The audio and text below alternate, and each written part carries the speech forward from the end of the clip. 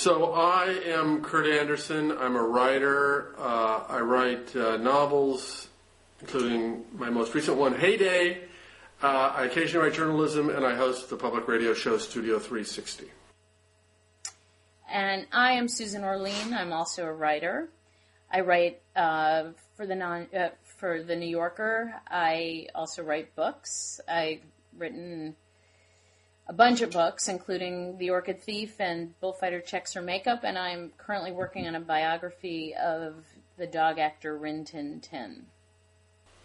It's now the dog after Rin Tin Tin? No, the dog actor. The dog actor. Uh-huh. The dog actor and performer. Uh-huh. Dog actor. Uh-huh. Well, Yeah. There you go. But before we talk about your obsession with animals, we should, I guess, because we're a couple of writers talking a week after J.D. Salinger died. What about that? That's... what was interesting is I was sort of muddling over this in my mind the other day and marveling at the nature of being a recluse and whether anyone can be a recluse anymore, let alone a writer. I think because he was so hidden from view, the fact that he died didn't come as a huge shock because Right. I sort of thought he had died. I mean, he was no longer an active member of the writing world, certainly, so he was hidden enough from view that it wasn't a big surprise. I think maybe everybody was waiting for the day he'd step out of Cornish, New Hampshire and say, okay, I'm back. I'm ready to be engaged. But the idea of the way he lived his life really made me marvel as I was tweeting and Facebooking and planning to do this show and thinking, what would J.D. Salinger do in this world if he were still so determined to be a recluse? I mean, what's your thought? Do you think you could be a reclusive writer in this day and age? Well, certainly you could be, and, people like Thomas Pynchon and Don DeLillo don't carry it to the Salingerian extreme, but they don't, they're not tweeting, and they're not, they don't go out and appear on television and in interviews so much. I mean, one can do it. The question is, there are two separate things to the Salinger situation, it seems to me. There's the not publishing for the last 45 years. That is, I won't say pathological. He did what he wanted to do, and maybe he was still writing, maybe he wasn't. But that's an entirely different and, to me, incomprehensible choice as opposed to not wanting to, talk to interviewers and say the same thing about yourself a million times. I mean, the withdrawing from the publicity machine, that I get.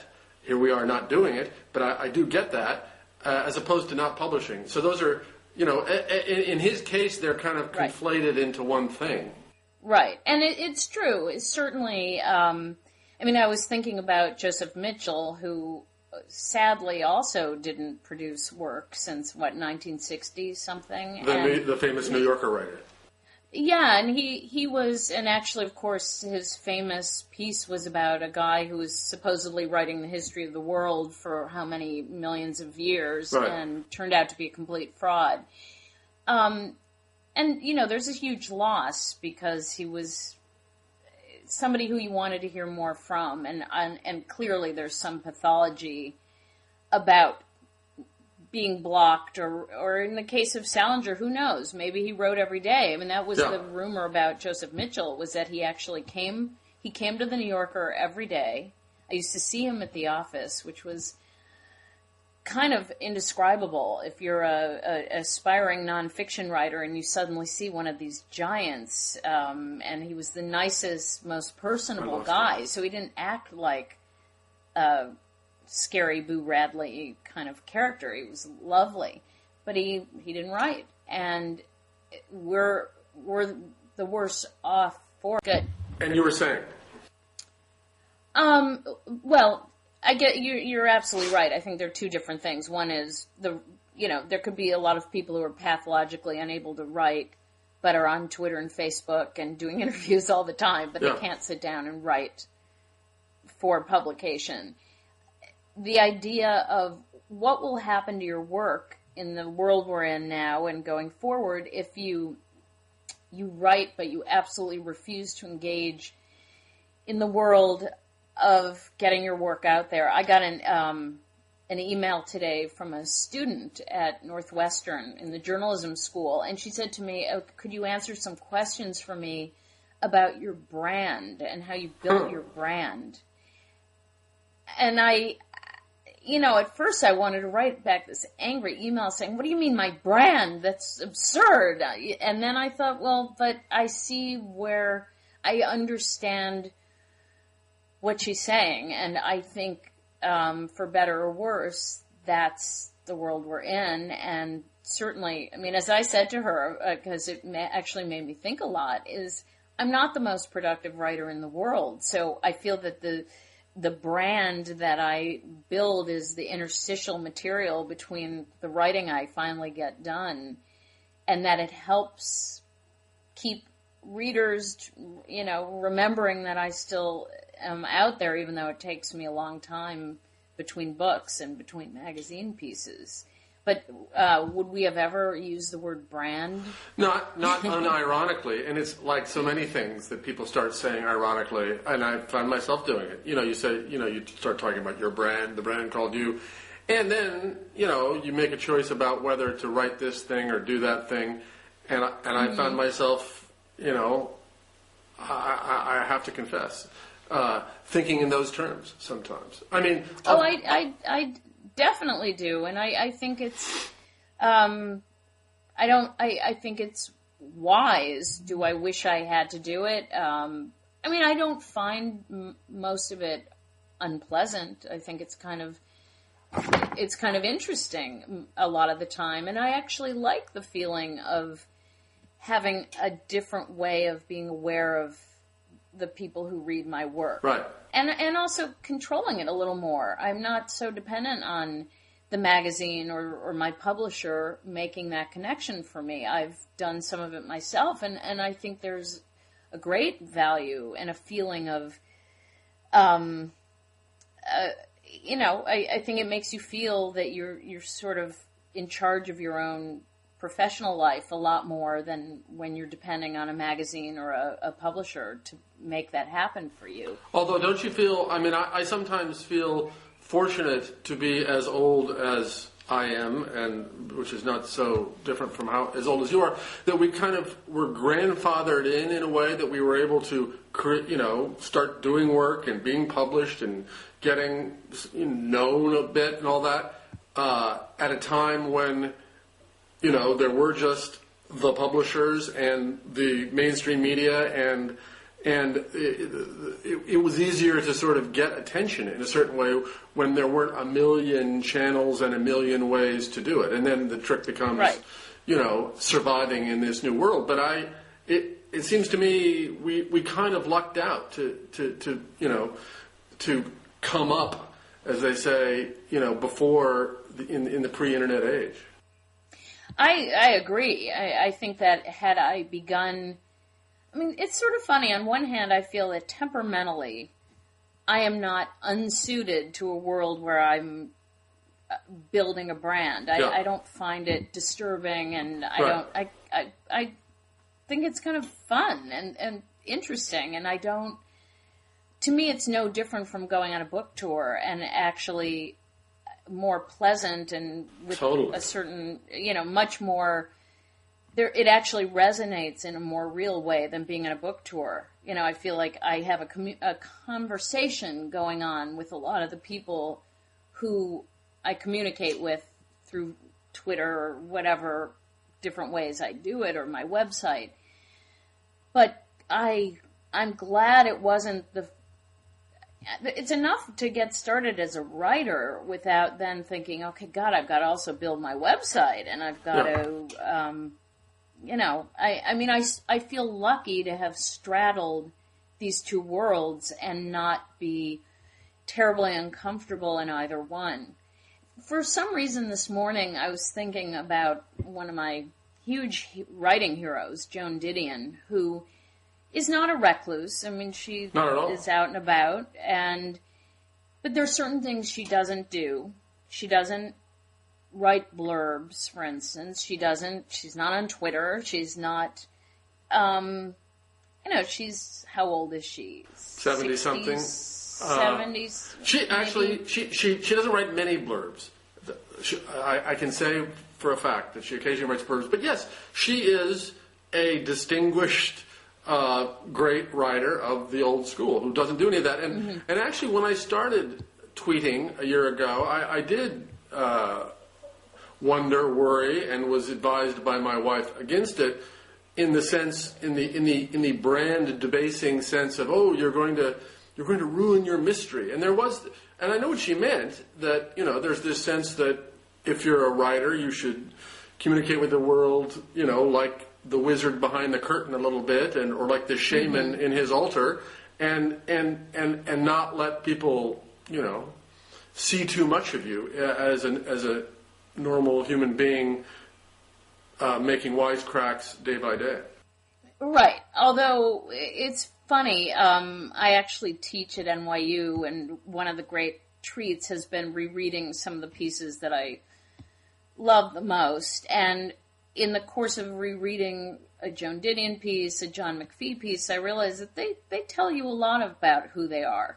I mean, they don't give you details. They don't do the classic just had a cheeseburger for lunch tweet that, but they're not mysterious. They're not invisible. They were very present in their work, and they do a certain number of public appearances there.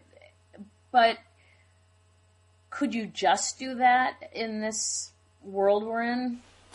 I guess you could. You could. And as I said, again, you say, and I think in the same way, I'm on the same side of that line. You're comfortable talking in public and are well socialized and aren't an agoraphobic freak who can't speak in public. So you're, as you say, you're suited to the age of the, quasi-celebrity writer that we are all existing in.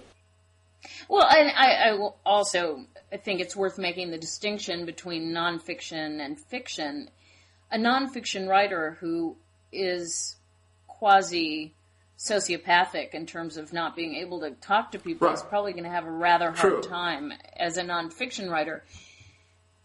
For novelists, I'm not a fiction writer. I think the metabolism might draw in a whole range of personalities, and it may indeed include people who really, truly aren't comfortable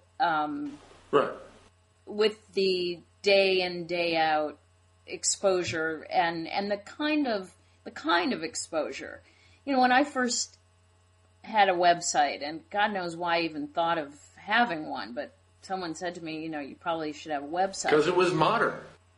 Because it was modern, and I had a young web designer, and actually I had a young assistant who was constantly saying things to me like, you really ought to have one of these, and I thought, well, why? So my first go at writing the About Me page, which we used to call a bio, but every website calls it About Me, and it should have been the giveaway to me that when you call it About Me, it's not meant to be a formal... I basically took the bio that the New Yorker had used for me for years, which was Susan Orlean was born in Cleveland, Ohio, and I handed it over to the guy who was developing my website, and I think he spent a lot of time trying to figure out how to put it to me, but he finally just said, this isn't the way people write on the internet. And I said, well, you've got to help me. I don't know how people write on the internet. I didn't go to websites. I didn't read things on the internet. And he said, well, it should be casual and personal and you talking about yourself. And it was a huge change for me. Like you, I started at the New Yorker at a time where there barely were, even on a 40,000 word story, there was barely a byline, and my Talk of the Town pieces for the first many years that I wrote, they had no bylines. Right. So there truly was, and of course, as we all know, there's no masthead in the magazine. So the idea of about me was as about as foreign. On the other hand, that to me was also an extreme. I thought, why can't we have a byline? And why can't there be a little bit more of a sense of who writers were? But I was very uncomfortable when it went to the other extreme of having photographs. I always thought, why do you need a photograph of the writer? But I always look at them. Yeah, well, and I suppose all of this is connected too to the rise of the memoir as a form. I mean, back in the day, memoirs were written by people who, were famous, had achieved something, or who had some extraordinary, rarely, who had some extraordinary life that was not yet celebrated. But as you know, you go to writing departments, a large fraction of the people studying writing, trying to get MFAs, are in the memoir as a department, which always, it strikes me as I don't want to just default to old fogyism and saying, geez, narcissism rules, but I'm inclined to, and also I think, especially if you're 25 years old, like, really, you have that much material, all of you, and also once you do it once or twice, or how many ever tens of thousands of words your life is worth, like, what then? Oh, and exactly. And it's funny because I announced to my students right off the bat, I just said, I don't write memoir, I don't know how to write memoir, and, forgive me for saying this, but I have a funny feeling at 21, none of you in this room have a memoir yet that I really want to read. And moreover, once you've written it, then what's your next subject? And I think we've seen plenty of that, actually, from people who have written memoirs. And even in the instance of writing a terrific memoir, and then that's it. Yeah. They're not, I guess it's a difference between being a writer and your subject, that's your toolkit, and you apply it to a lot of different things. And it may be at some point you do a memoir, but you also write about the world around you, versus feeling you have a story to tell. Yeah. And once you've told it, you may go back to doing whatever it is that you're doing. But they've become, unfortunately, confused.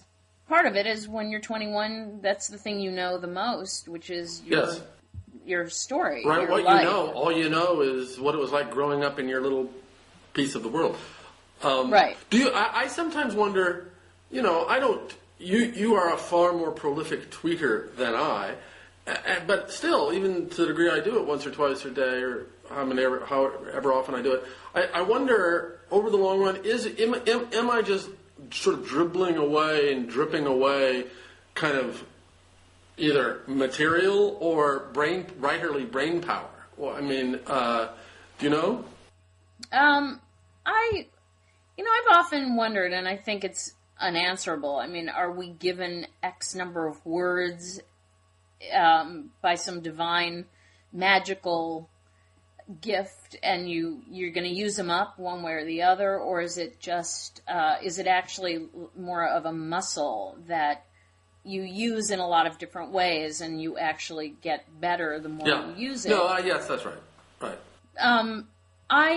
I've actually found it an interesting writing exercise because it's a very particular voice. Yes. What I write there, I would never write it somewhere else. Right. But the compression and the idea of how do you compress an idea and make it work in such a small space. And I actually spend time thinking before I write. And I don't write, wearing sweatpants, eating a cheeseburger. Really? You dress up to write tweets? Pardon me? You dress up to write your tweets? Oh, of course. No, there you go. No, I think about them. Yeah. And me too. And it may be because I feel that I'm being observed as a writer and not just somebody who's there who's announcing that they're eating a cheeseburger.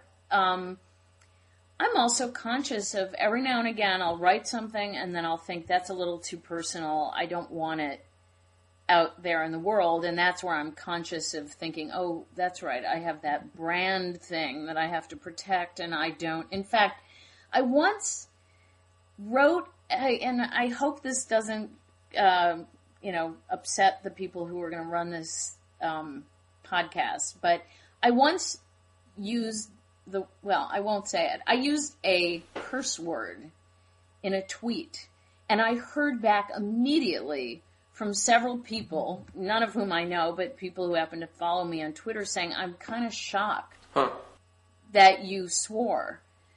You don't seem like a kind of... And as anyone who spends more than 5 minutes on Twitter can tell you, people swear all the time. And it's not like I said something outrageous. I used one single curse word. So I was immediately aware that the lack of self-consciousness is no longer available to me. I'm aware that I wouldn't say a lot of things, that I don't want people who are my readers, that it's going to come into conflict with this other idea I have of a public persona that's a certain kind of persona. So it's not without...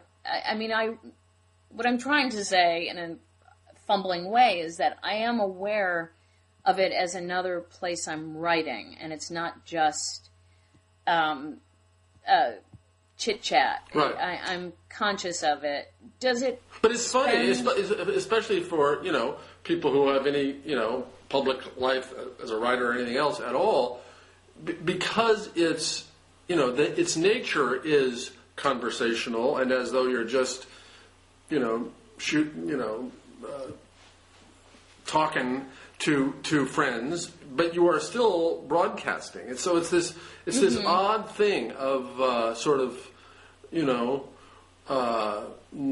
spontaneous conversation, but not. It's I guess if one has this other public life as a writer, there's no escaping that odd straddle that this new form requires. Yeah, it's somewhere in this gray area between graffiti and having a webcam set up in your house recording every move and your published writing. Yeah.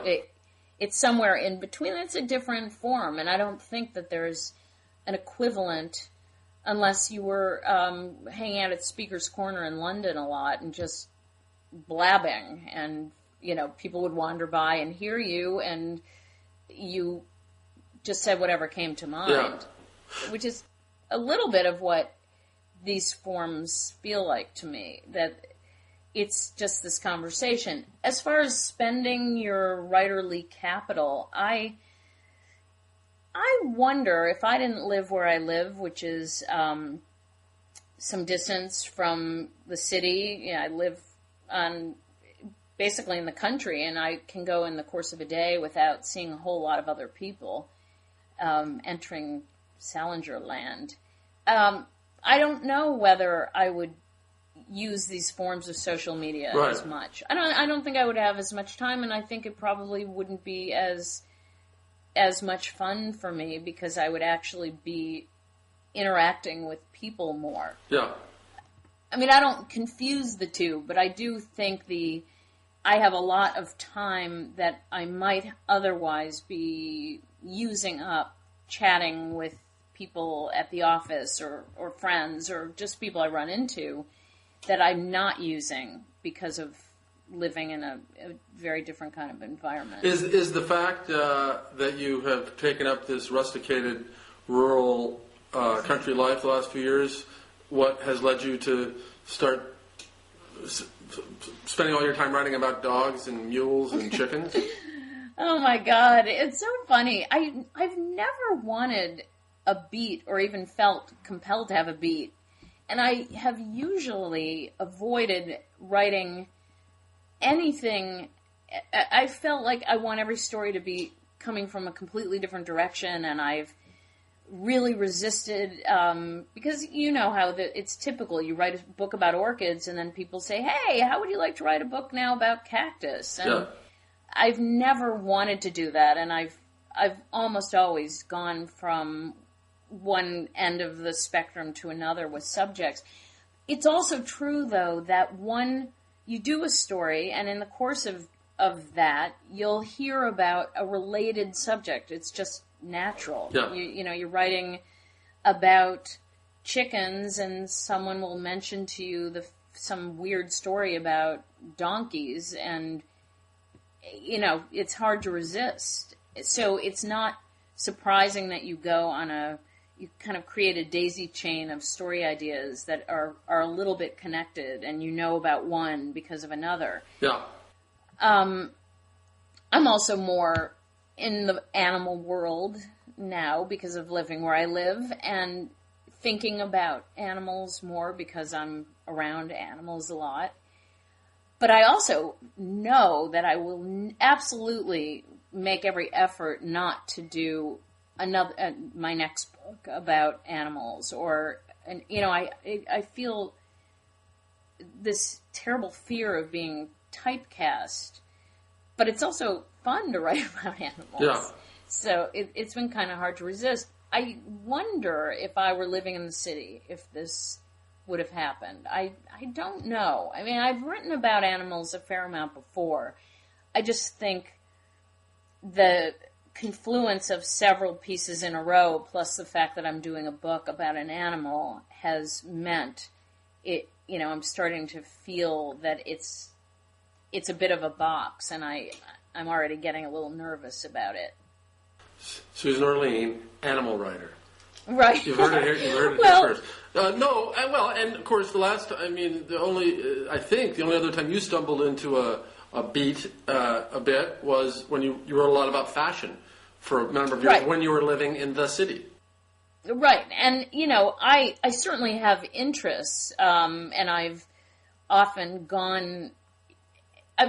come up with ideas of what to write about because I stumble across something in my real life that makes me think of a good story. But I've so resisted a beat, and I have some phobia about it. I almost feel like I'm the ultimate anti-expert. I don't know anything about anything, so I couldn't possibly, and I don't want to hang out with people who write about what I write about. I'm sure they're all. I mean, it's just an anti-joiner. Yeah. Well, the other thing about writing about one subject and really having a beat and really being an expert, and I've seen it especially. I mean, when I was for a while an architecture design critic, other critics I know and have talked to, I mean, it can really, be a buzzkill on the love of this thing that drew you to have this supposed expertise. By then, oh God, yeah. It's like just eating nothing but chocolate. You get sick of chocolate, and I think that's, for me anyway. I mean, I think I share the generalist instinct, which allows you to stay interested in the stuff you're writing about because you're not just going down this rabbit hole, into nuances that only other residents of the rabbit hole care about. Right.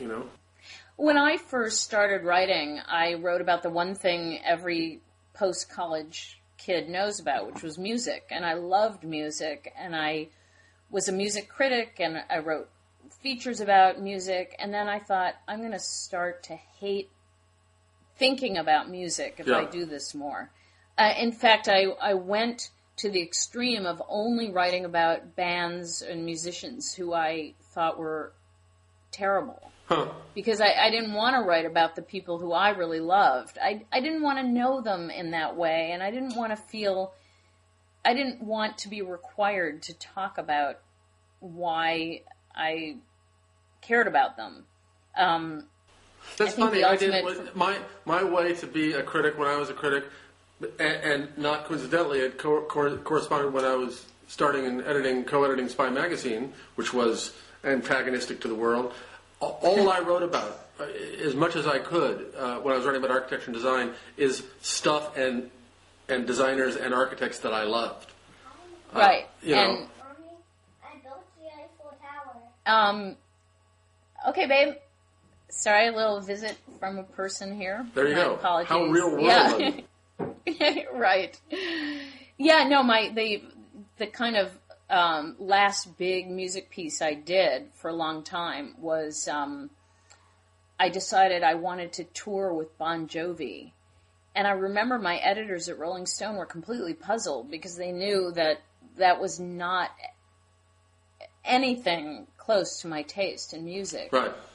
But I felt, for one thing, I like writing about things that I don't understand. Totally. Popular things that I don't understand. Yep. Why would anyone like Bon Jovi? And also, what would it feel like to be inside this world that seemed so unappealing to me? And actually, I had a great time, but it was very funny because that was my other beat, which was writing about music that I thought was unworthy. But then I just didn't want to write about it and music anymore. I just wanted to enjoy it and not feel that I had to think about it in that way. We were talking before about the kind of electronic self-promotion world. What about the how the digital world and computers changed writing? I mean, I remember when computers came along in 1982, essentially.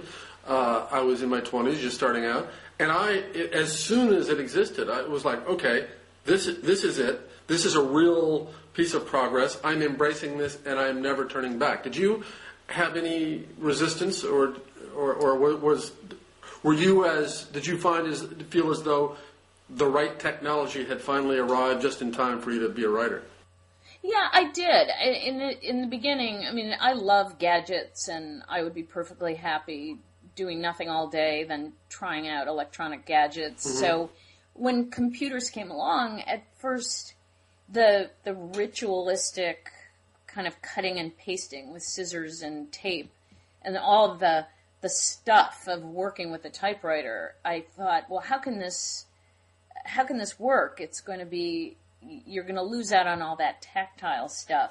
But the minute I really started writing on a computer, it was so enormously liberating, especially because I like neat, clean copy, and the amount of time I used to spend retyping to make a page clean after I'd edited it was ridiculous. So it was, that was a really quick and natural transition for me. I am amazed, though. I do know people who still write by hand, not even on a typewriter. I do. I know, me too. And I, as somebody who literally can't write more than, the length of a thank you note by hand at this point. I need to go on a computer to compose anything longer than 50 words. And I feel that it has changed the way I think writing and my ability or my willingness to revise my writing. Yeah. I can just move things around and move them back if I don't like it. And I feel like if evolution were to speed up very quickly within my very own body, I would end up having little flippers. I mean, to write by hand now feels really almost physically difficult. I hate it. Yes. But I do know people who sit longhand, write their work out, and they're very comfortable doing it. It's amazing to me. I think I never looked back once I really did start working on a computer, and now I can write almost anywhere. As long as I have a computer. If I were in a beautiful office, but I only had a typewriter or a pen and paper, I would struggle.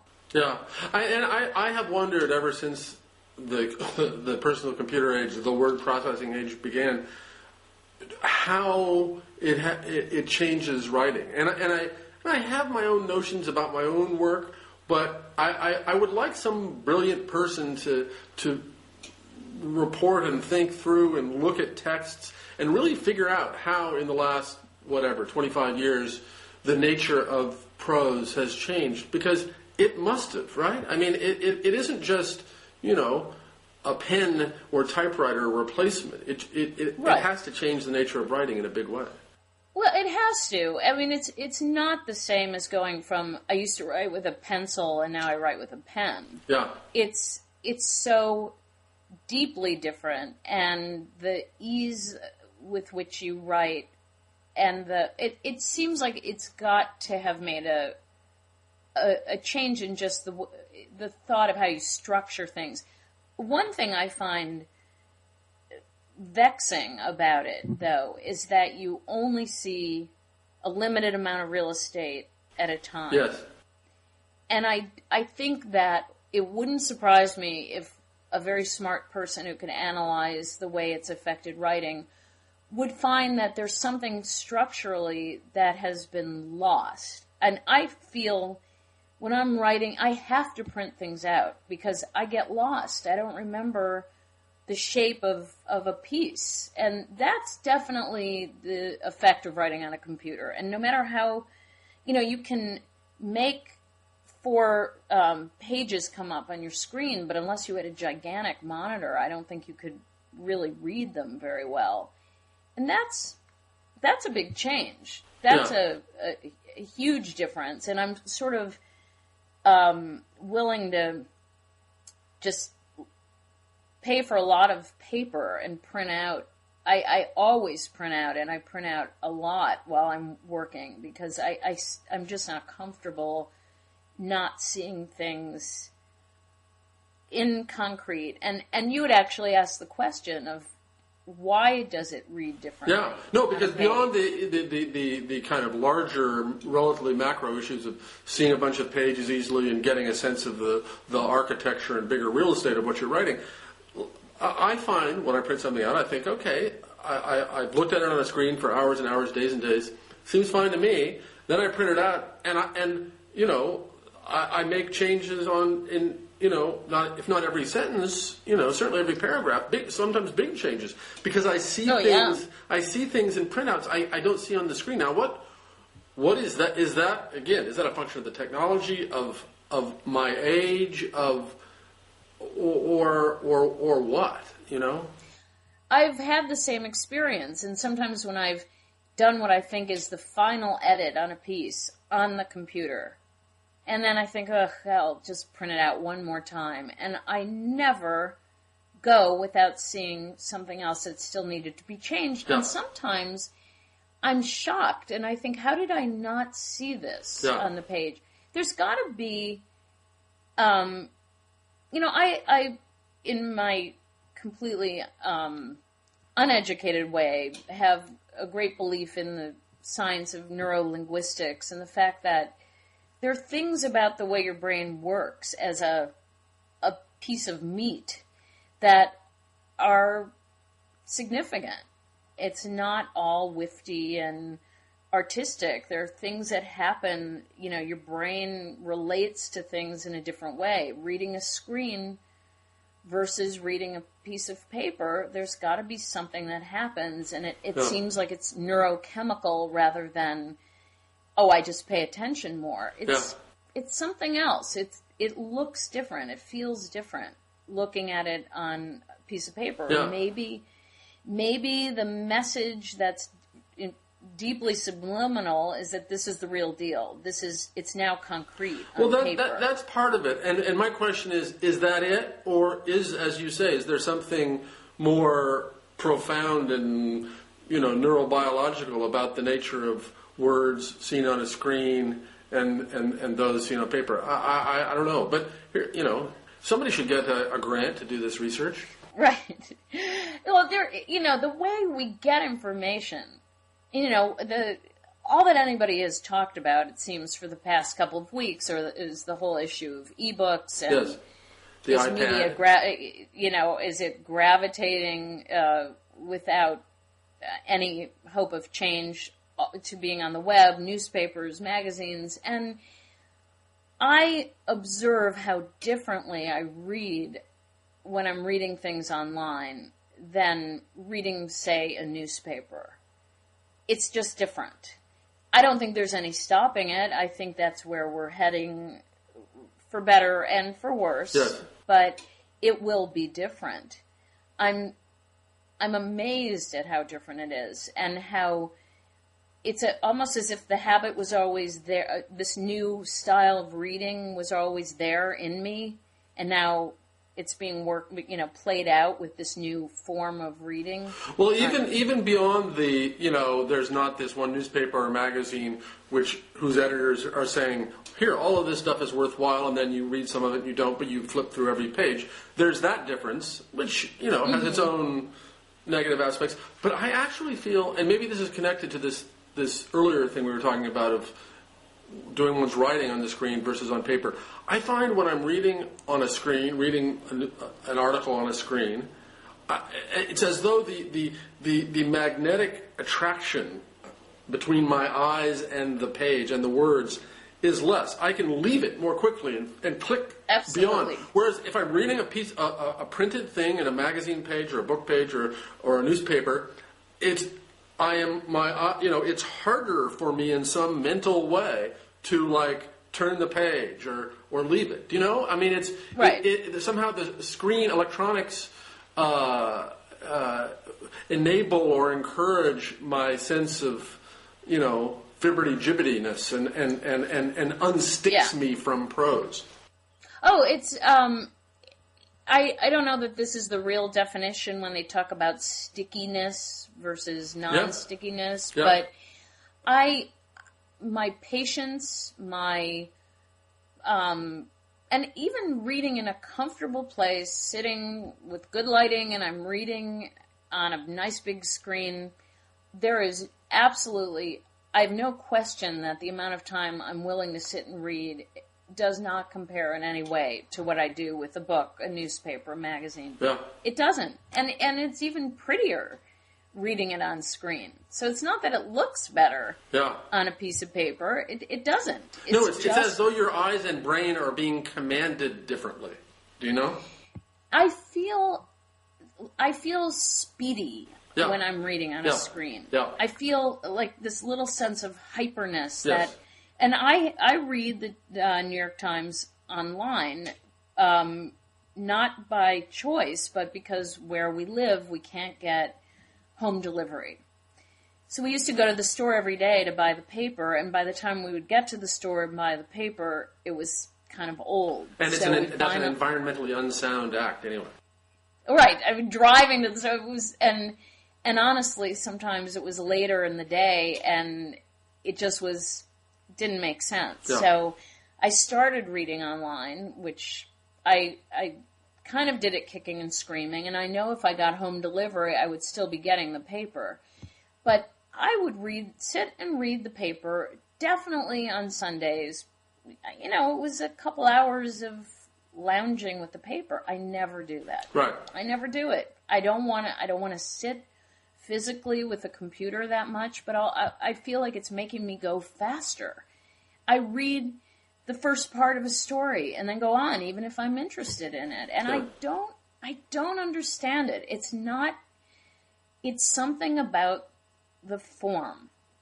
It's not, and I'm not a teenager who grew up playing video games. Yeah. It's something about the quality of reading it in that way. And I'm sure a lot of people wonder whether a reader like the iPad that's maybe more comfortable to sit with is going to make a difference. I don't know. Well, you're a Kindle reader. I'm not. Do you when you're reading or not yet? I guess I should say not an ebook reader yet. When you read an ebook on a Kindle or on your iPhone or wherever, do you have the traditional sense of immersion and deep reading and all that? I do, and actually, not only am I a Kindle reader, the last several books I've read on my phone, because the phone is backlit, and so I can read at night without needing a book light. So I want it to be that easy. Reading a book I've found different. Maybe I'm just more in for good with a book. I've abandoned myself to something that I know is going to be a couple of hours or it's just a calmer experience. I buy more books because if I want a book and I just buy it and it takes 5 minutes to get it, I don't think about it that much. I don't sit there, I go into a bookstore and I sort of wander around and pick this one up, pick that one up, and I just buy more impulsively. And also, I don't have to have the book around if I don't like it, or even if I did like it and I don't want to stick it on my shelf. Yeah. So books as objects, I appreciate how beautiful they are. I'm not obsessed with them as objects. I'm with you. Although, as I was thinking about this, I was thinking, geez, when and if in my lifetime I publish a new book that only exists in electronic form, that would be... that was the first time I could imagine, in my own selfish way, feeling a real loss of the book as object. Well, yeah. And it's funny because I just was approached the other day by somebody starting one of a million kind of e-book, whatever you describe it as, like magazine thing that will not exist in print. And I felt torn. I still feel that something existing, the physical object, still is the imprimatur of seriousness and permanence and realness. And the idea of it merely being electronic, even though I bought 90% of the books I've bought in the last 2 years, I've bought electronically. Yeah. And, the minute iPods existed, I never bought another CD ever. Yep, I don't. I mean, no. As soon as I could do that, CDs themselves seemed like these weird antique artifacts. Oh, and just even opening them, I felt like, thank God, I'm never going to have to open another stupid CD case. Yeah. And I didn't need to store them anywhere. And I mean, it used to be half of the. I've moved a lot in my adult life, and the first thing I'd have to do. Well, it used to be the first thing I'd have to do is shelves for my albums. Yes. Then, being liberated to just shelves for the CDs, and now, who cares? I've got my iPod. I can go anywhere. Yeah. And it means that I take things with me everywhere, and because I travel a lot, that's actually very valuable for me. I don't think I live a life that's so typical because I do travel a lot. You travel a lot. Having all the books with me that I might want is of benefit to me, and it may not be such a valuable thing to somebody else. Right. So you don't buy ebooks. I no. One of my children and my wife do, but so far I haven't. I mean, partly it's just because I'm cheap, and I figured we already bought 2 of these things for the family. I'm not going to buy a third. That's true. But the other thing, I wonder about the ebook as it develops, and as I saw the Steve Jobs demonstration of the iPad and how iBooks would work on that, which was beautiful and great and probably superior to any existing ebook experience. But you're going to then have this. You're going to be reading this book that you're committed to for hours or days in this deep reading experience on this device that is beautifully and spectacularly internet connected. Therefore, breaking down that tradition, that wall between this immersive literary experience and this great, huge world of media and pictures and all the rest. And, I know there's some ability to, have links on Kindle, but basically Kindle and Sony Reader are just electric books. This, because as a writer, I don't know how you feel, and I suspect I do, but, to me, the last 10 years, the fact that I write books and articles on the same device that, I am one click away from being distracted happily by looking at other crap and doing other things and checking my email. It's a problem for me. I mean, we all quit smoking. This has replaced smoking as a sort of, a way, a constant means of sometimes irresistible distraction. Oh, by contrast, smoking seems healthy. Yeah. As far as because you can't keep doing it. You only smoke once every hour or something. Yeah. Right. Well, if you try really hard, you could smoke more. True. But I did think it was amazing that, first of all, there are programs that will simply lock your computer down so you can't get online. Yeah. And I also found the most work I got done, that I've gotten done in the last couple of years, was when I was somewhere that did not have wireless internet. Yeah. I could check my email on my phone, but because it was so limited, it wasn't nearly the distraction. I mean, it really is as if I were sitting in a shopping mall / library / conversation pit trying to write. No, exactly. There's a cocktail party over there. There's another cocktail party over there, and the postman's coming every 10 seconds with something new. No, it's nutty. And for a while, I thought, okay, this is just a new set of media technologies, communication technologies. We're just not used to them yet. So once we get used to them, we'll become, grown up and know how to deal with them. I'm not sure that's true. I'm not sure. It's not going to be a lifelong struggle to resist all the distractions. I think it will give rise to what I see often, which is friends. I will go into a restaurant in the afternoon and see a friend, and they're not eating. They have some cold cup of coffee on the table next to them, and they're writing furiously. If there's no internet, they can't get online. They're just trying to find somewhere where they can. Are you there? Yeah. Oh, I'm sorry. I was getting interference. It's almost as if we're desperate to find some way to take ourselves away from this, heroin that's being just flooding through the house at every minute. It's really hard. I mean, concentration is never easy. And when you throw in that the whole world is sitting there just in front of you, it makes the process of writing and really being focused and absorbed incredibly difficult and frighteningly difficult.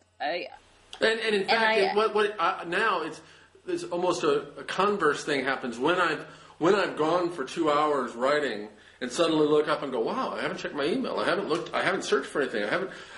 It's a measure of, wow, that was a good 2 hours of writing. Do you know? Right. And it feels as if you've fought off some nasty pusher who's at the door saying, come on, here it is. Yeah. And that's really difficult. I mean, the idea that you have to get help keeping yourself away from these distractions, it's never been easy to write. Right. But it certainly has become a lot harder and a lot harder to focus when it's so available to you. And it's, of course, marvelous, too. I mean, unlike the old distractions of going out and getting drunk, this doesn't even make for vivid, great tales that will be told. No, I mean, I find myself, I'm in the middle of struggling with a section trying to describe a battlefield in World War I, and then I'll suddenly think, God, you know what? I'm going to see if I can find online a heated waterer for my chickens. Yes. And then, while I'm there, I'm suddenly thinking, there's something that will pop up on the side and it'll remind me that I wanted to buy some new socks for my kid, and hours can go by and I've got very little to show for it, and it's the interruption is profound. I mean, I'm just gone, and I think I don't know how to get around that except putting yourself in a sort of artificial environment where you can't be tempted away. No, it's we have to be the wolf man. Whatever I say, don't let me out of this room, Right. Oh, God. Yeah, the bolts on the door, and you're going to hear me screaming. Yes, exactly. Well, don't respond. And But every time I talk like this, I think, oh God, I sound like such an old fogey. Yep. And the fact is, I think I'm amazed and fascinated and grateful for the all of the features of modern life, and it's made it possible to live in ways that I couldn't possibly live where I live, and enjoy it that way. But it's changing the way we think and work in a way that I mean, like you, I'm eager for that smart person to get the grant to really understand it and to see what the result will be. When I find that I've had a few hours where I didn't even think about being tempted away, it's actually exhilarating. Yes. And that's quite a comment. Yeah. Do you find yourself in a significantly different mental space, mindset, temperamental shape of things when you're working on a book as opposed to a piece of journalism? I do. I think, well, certainly for me, I report everything and then I write everything. So when I sit down to write a book, it's, after several years of reporting, and it can be kind of overwhelming even looking at this mass of material, and, the idea of pacing both my work and the idea of pacing a reader through something long is very different. Yeah. Writing, it's also, you definitely are out there on your own, as opposed to working for the magazine, a magazine piece, and there's an armature of people counting on the story, checking in on the story, there to help you if you have a problem. So you're definitely much more on your own and lonesome, for better or worse. I mean, it's just a much more solitary undertaking, and maybe the fact that you can escape that is at times pleasant, but maybe not so good ultimately for the quality of the book. Yeah, I haven't been doing. I've been working on a book and haven't been doing much journalism. Just wrote a piece actually the last few days, and I realized that it's, on the one hand, it's less stressful because it's 3,000 words. I could have it all in my head at once. I knew more or less where I was going, even though when I start something I don't really know where I'm going. But it was going to be, I was going to be in and out of it. I was going to be done, and yet it was, it was stressful in this way, like holding your breath and tensing up your muscles. That's what I realized that doing journalism is, for me, at least under the conditions I do it, as opposed to a book, which is more stressful in some gigantic sense, like, wow, have I just wasted 4 years of my life, and is anybody going to care about this, and all those sort of existential stressfulnesses of books. But I never feel quite as sweaty and like I'm mentally cramping up as doing a book as opposed to a piece of journalism. Well, the luxury of writing a book and feeling like if you want to really go off on a tangent and spend a whole bunch of time thinking and writing about a little cul-de-sac in your story, it does make you feel you can just expand, and not always to the best results. Yes. And that's a problem. But the luxury of that space, both mentally and literally on the page, is it's kind of it's almost intoxicating. Yes. You feel like you can really spread out. Now, I and you write for magazines that still believe in fairly long form journalism, so you're not quite as cramped as writing for most magazines, where this space is so much smaller. No, but the clock is ticking, and the space is, there's a quarter acre. You got to build that thing on. It's different. And at the same time, I think most stories, most books are too long. Sure, no doubt. I think the ideas often are not big enough to sustain the space they're in.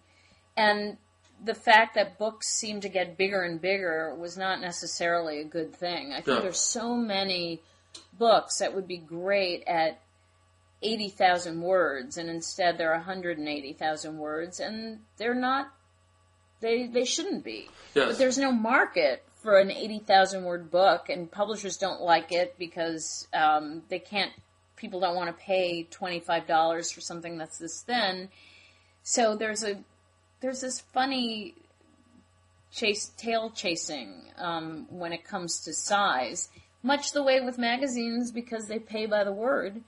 There's a premium put on making things longer and longer and longer, and not always serving the story that well. Yeah. Well, I'm not going to defend my gigantically long books that I've written. However, I do think that, and I wonder anyway, in this age of, tweets and, 400-word pieces and short-form rat-a-tat-tat reading and media, if there isn't, on the part of readers, as well as writers, but especially readers, a desire to really luxuriate in and swim laps in and float in the bigger pools. Which isn't to say, I'm not arguing for a 500-word book as opposed to a 500-page book as opposed to a 200-page book, but books qua books versus short form. I wonder if in the age of the short form, people who like that immersive experience are all the hungrier for it. Readers say that to me sometime, and it makes some sense. Oh, I think that it becomes this, it's almost delicious it's almost like seeing a really great 3-hour-long movie. Yeah. And how utterly transporting it is, and how, of course, a really not so good 3-hour-long movie is an abomination. Yeah. But when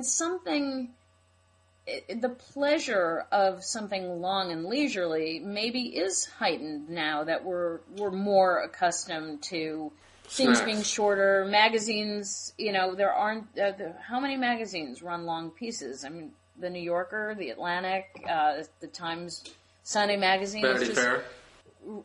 That's true, Vanity Fair. But, beyond that, generally, stories are shorter. There's a kind of fear that you're asking people to commit to something long and maybe difficult. And yet when you do it and when you have that experience, maybe this is old-fashioned of me too, but I think there's nothing better. Yeah. It's something really good that takes you away for a long time.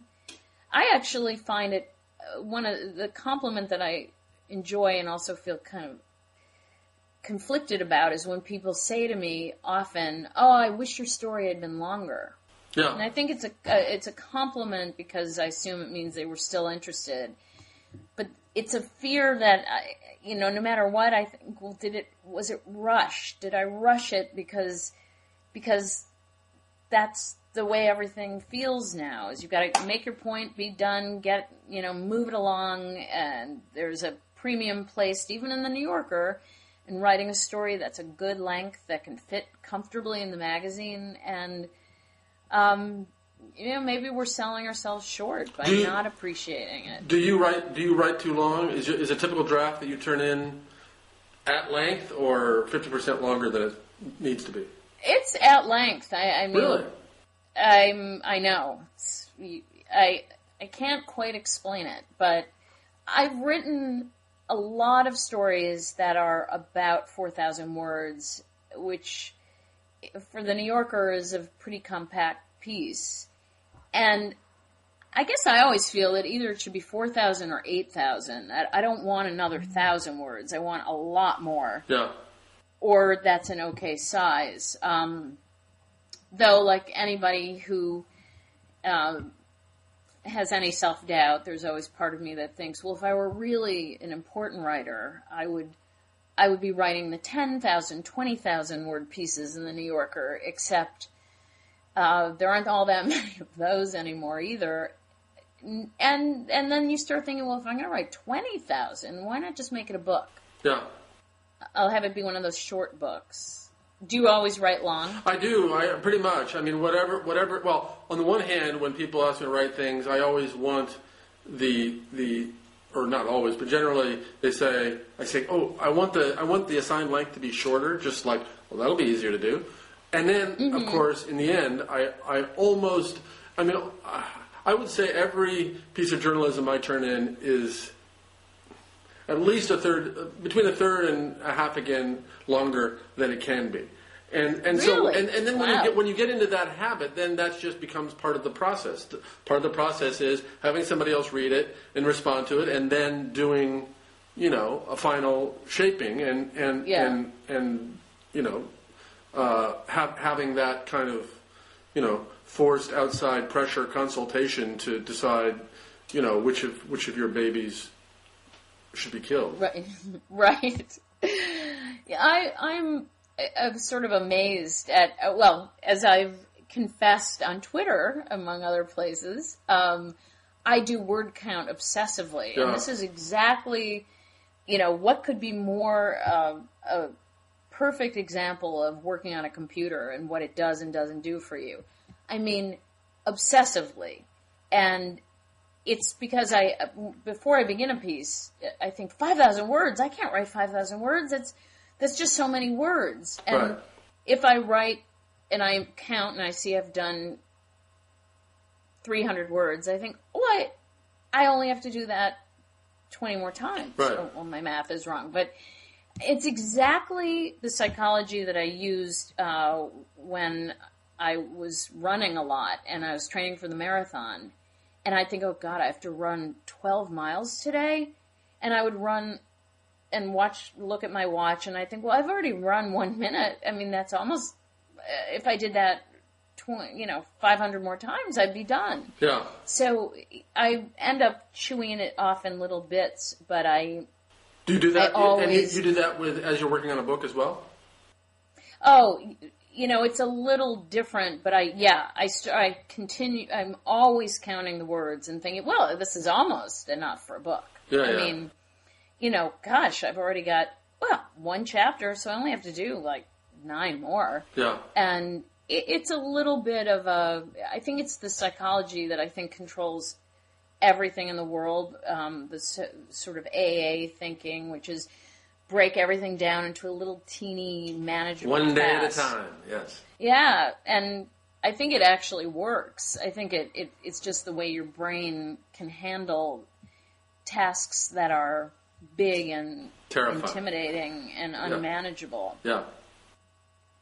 And so, did you just finish a novel or No, nonfiction? would that I had. No, I'm in the middle of a novel, and I wouldn't even say middle, kind of early middle, but I recently got to a point where it began feeling as though it had its own momentum and it was real, and the machinery was there. I mean, it's still, I will have horrible existential crises and technical disasters between here and the end, but rather than just, I'm typing sentences about these made-up people, there's a point at which you can kind of begin feeling the machinery, the larger machinery, and plot lines and gears kind of clicking in, and that felt good. It just makes it seem more real rather than some, like I'm just typing.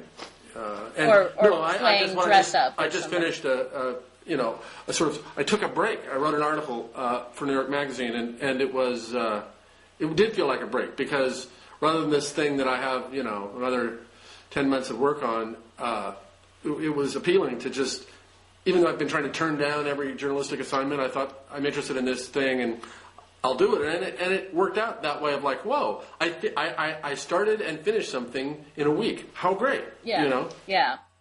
Oh, yeah. I think I actually, when I was writing The Orchid Thief, and I just thought, how the hell do you write a book? I didn't know how to write a book.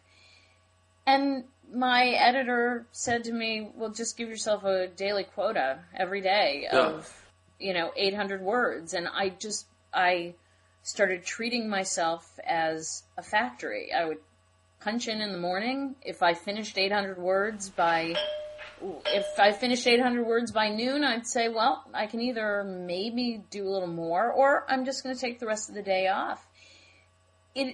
Making this task that seemed so intimidating feel like a factory job was incredibly helpful.